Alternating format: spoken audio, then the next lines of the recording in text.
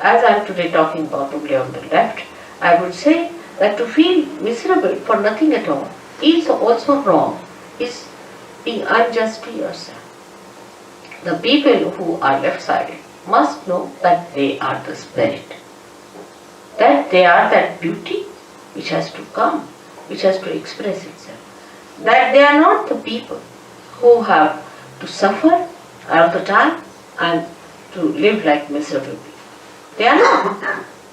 But because they take so much upon themselves, bear so much upon themselves, they become like that.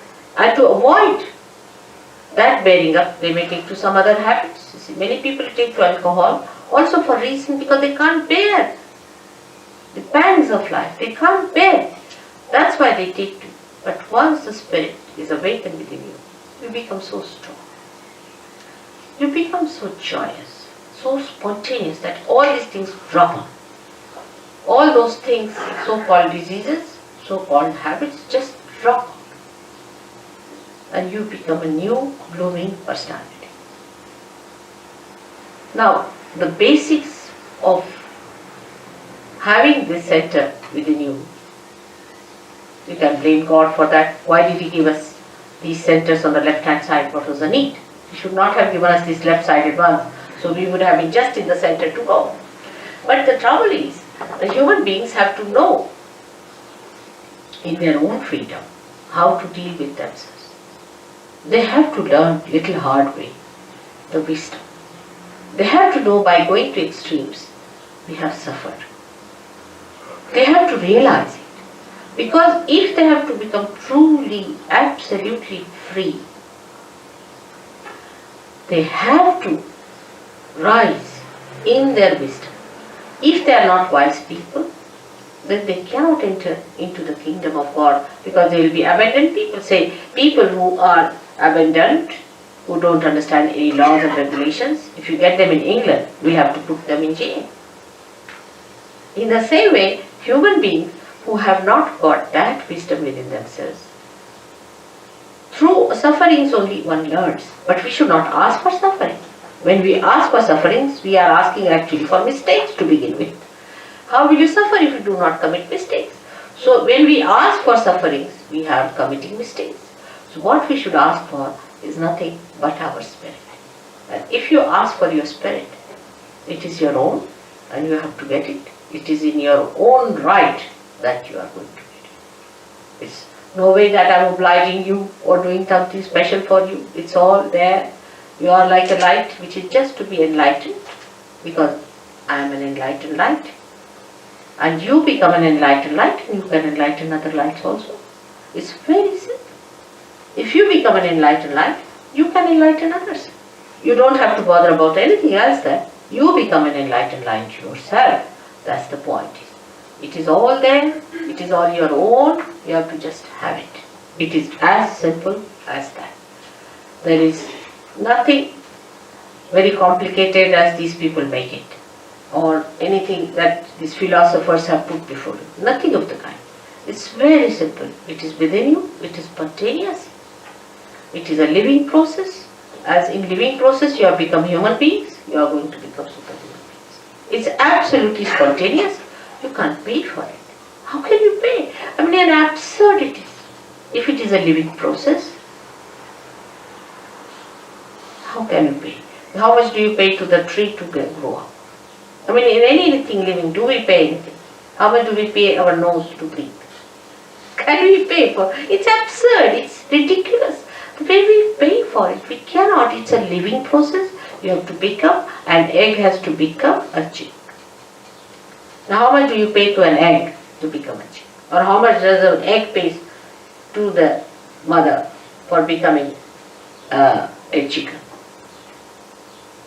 It's that ridiculous. But we never understand that living things are so spontaneous. We never see living. We live with matter, with the dead, not with the living things. If you start watching a tree, you start watching a flower, how it becomes a fruit. You can't even watch because it's done so slowly. You can't even watch a flower becoming a fruit. Suddenly you find all coming up. Like when I came to London from India, I found All the trees were bare. Absolutely like dry sticks. Absolutely like dry sticks. Within a week, what I find is the green coming up. Within the second week, it was all lush. Can't believe it. We never even notice. We take it for granted. It's happening. How does it happen? It's a miraculous thing. If you see it is miraculous, how these flowers, for example, the particular flowers are only on a particular tree, another are on another tree. How does it happen? Who chooses them? Who puts them in proper shape? Who organizes all that? And this is what one has to realize. And that is the all-pervading power of God that does all the living work. And once you become that, the spirit, then this power starts flowing. You feel the power through you as Christ was touched and he said some power has gone to someone. Like that. You just become a medium of that power flowing. But you are empowered to maneuver it, to manage it, to understand it. You know completely about it. You know how to give it. You know how to work it out. You know how to cure others, cure yourself. You know the complete working of your machinery. Apart from that, you get the power to overcome all the problems of your own machinery also. It's so fantastic. Whole thing sounds very fantastic because we have never seen this before. But to us it doesn't sound fantastic when we see all these flowers suddenly turning into fruits. It doesn't sound. But we see human beings turning into fruits. Then it sounds very fantastic. How can that be? It has never happened before. Only one person would get realization, and it was such a difficult thing and nobody got it. How is it today? I say it is the blossom time which is being promised, which has been already prophesied. Even a great poet in your country, William Blake, has prophesied it. He said these times will come when men of God will become prophets. And these prophets will have power to make other prophets. I mean, nobody could be more precise than Blake, I tell you. He was so great to say this will happen. And this is what we have to expect when we go to anybody for seeking. Have we become prophets? And what is a prophet?